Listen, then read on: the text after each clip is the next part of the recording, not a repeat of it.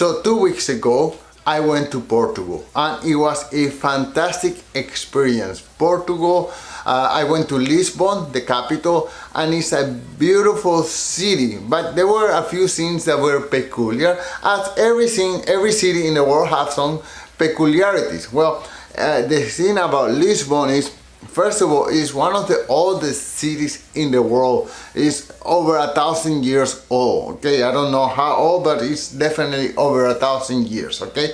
So what happened then, 1,000 years ago, maybe the people, the inhabitants didn't have a concept of what a city should be like. So what happened is that the houses, at least in the older part of the city, they were randomly built here and there. What I mean is, let's say John decided to build a house right here, okay? And then Peter, without any notion of what a street would be like, he would just build a house somewhere there. And then, I don't know, Jack would build a house in some other place. So the streets kind of developed almost by happenstance, not because there was a design of, okay, let's make a street like this and another one like this. No, houses are just built randomly, and this shows when you are going up and down all these little streets.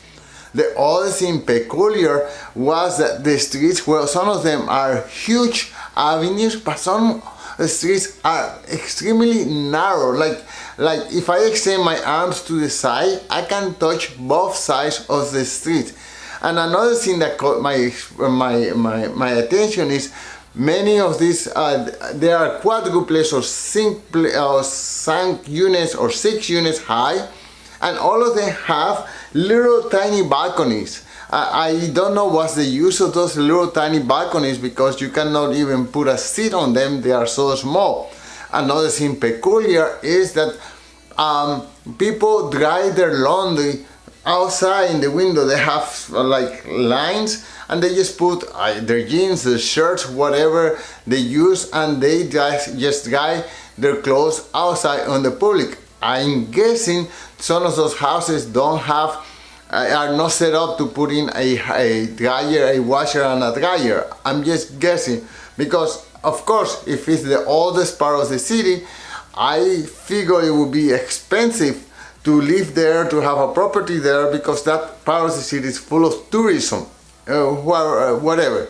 And another thing is that the streets are made out of limestones, okay? They are everywhere, and 1,000 years ago that makes sense, right? And I guess they want to keep the aura of the old city by continue paving the streets with those stones everywhere. But you know, and it looks good, but I can imagine how inefficient it must be to build a whole street just made out of little stones like this everywhere. So it's inefficient, it's probably very expensive, and it's not comfortable to walk on those little stones here and there, and it's not comfortable to drive on them either, you know, but it just gives this romantic look to the city. So it's very beautiful, as you can see in the photos, and I enjoy being there. So as I'm going around discovering the city, I stumble upon this avenue, or it's called street. It's called Rua Augusta. And let's say you are from Montreal, like most of my audience is. It's the equivalent of something that here in Montreal called Place Jacques Cartier. Only like 20 times wider and like 50 times longer, but it's a beautiful, huge, amazing street full of beautiful buildings and restaurants and little stores. One thing that I didn't notice, many franchise, American franchise to be more precisely. Yes, I saw some, I saw a few McDonald's, and I saw a few Swatches and, you know, international brands, but most of the stores that I saw, they were little stores, everyone competing against each other, none of those big franchises. Well, at the end of this Rua Augusta, there's a huge arch, you know, it's almost like the arch in Paris, France. And then on the other side, there's another huge plaza that leads to the sea. So it is an amazing place for a tourist just to walk up and down this street, go and stop to eat in one of the hundreds of restaurants there, and to buy souvenirs from any of the thousands of stores there, t-shirts, whatever shirts, whatever paraphernalia you can think of to bring a memory back of Lisbon. So the first tourist attraction that I went to see, other than to just walk around the city, was this place called Castelo São Jorge, or I guess a castle of St. George. And you know, it's just an amazing castle, also built over 1,000 years ago. I think the Romans participated in the building of this castle, and then the Moors, which is Arab tribe from Morocco, and then the Christians, whatever. So it's an amazing, the romantic castle that you can imagine when you think of an old European city. Okay, one thing that I found peculiar about this castle is that there's a garden, and the garden is full of peacocks. These are amazing, beautiful birds, and they're just walking around like, well, they are practically, they live there, they are owners of the place. So it's very peculiar and charming to see all these beautiful animals walking in between your legs while you are exploring the beauty of this castle. The next tourist attraction that I went to see is an architecture masterpiece called the Belém Tower, and it's just a beautiful tower right by the sea, and you could see how much love and care the architects put into building this tower. And it was built in the 1500s, and it was supposedly one of the places where the sailors would stop by before going into sea. At that time they were discovering America, they were discovering routes to go to Asia to trade spices, so on and so forth, and they were colonizing all this area, but they were living from this Belém Tower, and as you can see in the picture, it's just a lovely piece of architecture. Then we went to another city called Sintra, about, I don't know, maybe half an hour from Lisbon, and in this city there is a particular attraction, which is the Palace of Pena, or Peña, and it's just also a gorgeous architectural masterpiece, as you can see in the photos. So there are two things peculiar about this, is that this palace is in the top of a mountain, okay, a very high and difficult to climb mountain. So yes, it's just overwhelming to see this gorgeous palace on the top of this mountain, but I just can't imagine the amount of labor required to bring up all these huge rocks at a time where technology was just not what it is today. So, you know, we had a hard time climbing this in a 4x4 vehicle. So I just cannot imagine what kind of tools and process they used to build this huge building hundreds of years ago. It's just amazing. But another thing that is peculiar about this palace is that, you know, as you can see in the photo, it's just, it looks gorgeous from this photo. But this photo, I think I got it from the internet, and it's being curated to look sharp and vibrant. But as you can see in this other photo, the painting of this palace have been neglected. So it almost looked like the last time it was painted was 100 years ago. And this is hard for me to understand, because, you know, we had to wait 1 hour to get there, waiting in line. People are just going and going in there. Everyone is just dropping 20 euros a piece. So this is, I don't know, 25, no, that's 30 Canadian dollars or 20 US dollars.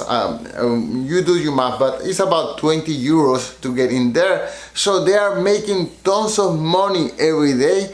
And if this is your main attraction, why not give it a coat of paint? You know, it just would appreciate the value, and tourists like me wouldn't be so disappointed to see such a beautiful architectural masterpiece to be neglected like that. Then I went following day to a little town called Cascais, and this is gorgeous. It's right by the sea. I guess this is where the rich people live. I don't know, it's one of the most expensive city in Montreal.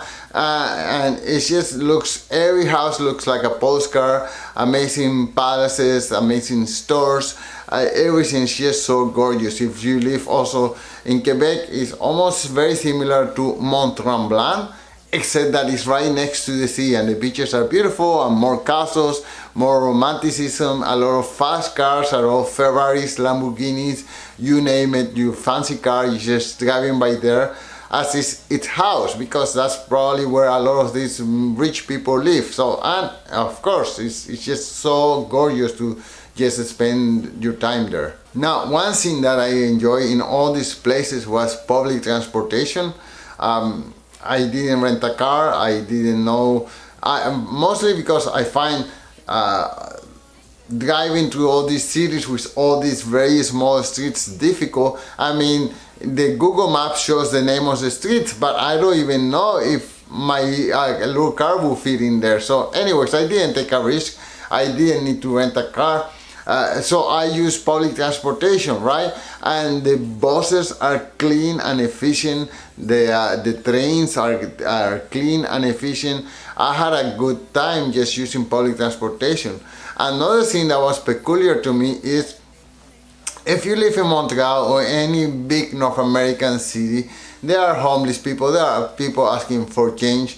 And yes, I'm not gonna lie, I saw a few of those, but just so much less than I see right here in Montreal. I saw almost hardly, maybe 1 or 2 per day. While here in Montreal, you know, just to walk from one city to the other, I see 10. So yes, there are, I didn't see homeless people, but I did see people asking for change, whatever, but it's nothing compared to Montreal. They have only one every so often, and I find that refreshing. My next stop was a city called Porto, and Porto is a city where the Porto wine was created or was exported.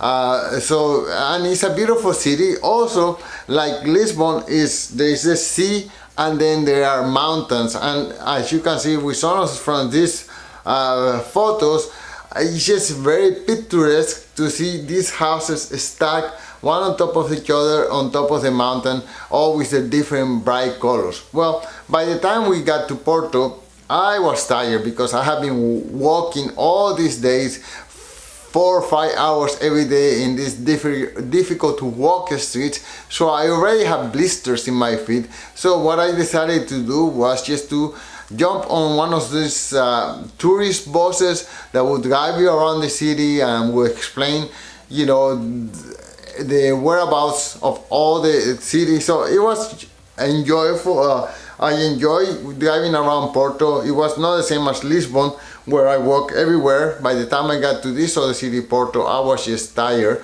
but I enjoy also my time there. I just hop on one of these tourist buses and I saw everything that was there to see. Now, about communication with people, I find communicating with people so easy.